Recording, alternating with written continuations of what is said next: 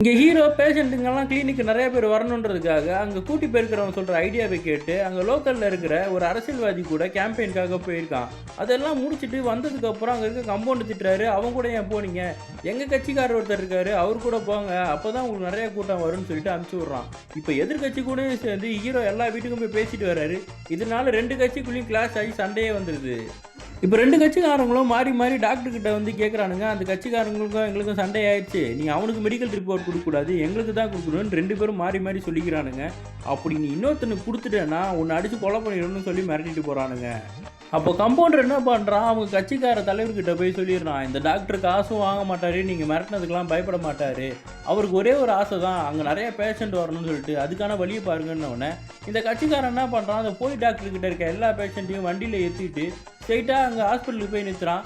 இன்னொரு கட்சிக்காரனுக்கும் இந்த விஷயம் தெரிஞ்சு அவனும் இதே மாதிரி எக்கச்சக்க பேஷண்ட்டை கூப்பிட்டு வந்து ஹாஸ்பிட்டல் வாசலில் நிற்கிறானுங்க. அப்போ ஹீரோ பேஷண்ட்டுங்கள்லாம் பார்த்து சொல்லிடுறான், உங்களை ஃபோர்ஸ் பண்ணாங்கன்றதுக்காக யாரும் உள்ளே வர வேணாம், உங்களுக்கு தோணுச்சுன்னா மட்டும் உள்ளே வாங்க, வேறு யாருக்கும் நான் சர்டிஃபிகேட்லாம் கொடுக்க மாட்டேன்னு அந்த அரசியல்வாதிங்க துப்பாக்கி எடுத்து சுட்டுறானுங்க.